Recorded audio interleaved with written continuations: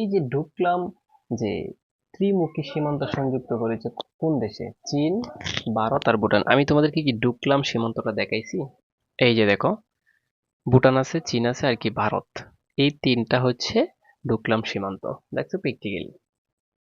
তাহলে উত্তর হচ্ছে ওইটা। আচ্ছা, তারপর আমি যদি বলি এই যে বাংলাদেশের সীমান্তবর্তী ভারতের রাজ্য কয়টা? বাংলাদেশের সীমান্তবর্তী ভারতের রাজ্য হচ্ছে 5টি। পারছো না এখন? আচ্ছা, তারপরে এই যে সমুদ্র সীমা। হ্যাঁ, উপকূলীয় সমুদ্র সীমা বললে কত? সমুদ্র সীমা 200 নটিক্যাল মাইল। 200 nautical mile. দেখো এমসিকিউটা কি সিস্টেমে আছে।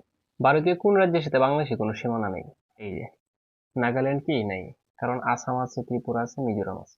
প্রিয় শিক্ষার্থী বন্ধুরা, এখন তোমরা আমি যে বেসিকটা বুঝালাম, এখান থেকে তুমি মানে মানচিত্র দেখে দেখে মনে রাখতে পারবা। এবারে মূলত সাধারণ জ্ঞানটাকে পড়তে হবে না, আমি সারাদিন পড়লে লাভ নেই, এমসিকিউ পড়লে শুধু লাভ নেই। এমসিকিউ বেশি দিন মনে থাকবে না, এগুলোর টেম্পারেচার বেশি থাকে না। ঠিক আছে, এগুলোর শক্তি বেশি থাকে না, সর্বোচ্চ 1 থেকে 2 দিন। কিন্তু প্র্যাকটিক্যালি যদি তুমি পড়ো এভাবে, তাহলে তোমার সবচেয়ে বেশি মনে থাকবে যে স্যার তো এভাবে পড়িয়েছিল মানচিত্রের ধরে ধরে। দেখা হবে তোমাদের সাথে অন্য একটা ভিডিও।